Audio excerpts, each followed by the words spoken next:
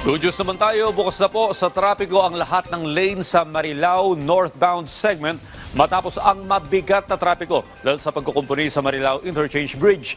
Alamin natin ang pinakabagong sitwasyon ng trapiko mula kay Bernard Ferrer.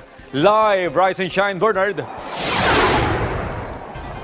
Audrey, sa mga daraan sa Marilao northbound segment, mas mabilis na ang daloy ng trapiko ngayon matapos buksan ang lahat ng 4 na lane pero nananatili pa rin ang mga steel poles sa lugar.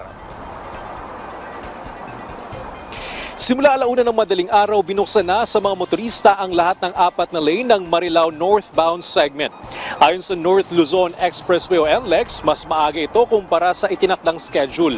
Tatagal sana ng 2 linggo ang pagkukumpuni, ngunit naging maaga pang NLEX dahil sa 24/7 na pagtatrabaho ng kanilang mga team at agarang paghahatid ng kinakailangang fabricated steel para sa tulay. Bagaman nadaraanan na ang lahat ng lane, nananatili pa rin ang mga steel poles sa bahagi ng tulay upang bigyan daan ng curing ng kongreto. Dahil dito inaasahang gaganda at babalik na sa normal ang daloy ng trapiko sa Marilao northbound segment. Matatandang napinsala ang Marilao Interchange Bridge noong March 19 matapos banggain ng truck na lumabag sa mga regulasyon na nagdulot naman ng pagbabago sa daloy ng trapiko habang isinasagawa ang pagkukumpuni. Pinasalamatan ng NLEX ang mga motorista sa kanilang pag-unawa at pagtitiyaga habang nagpapatuloy ang pagsasaayos.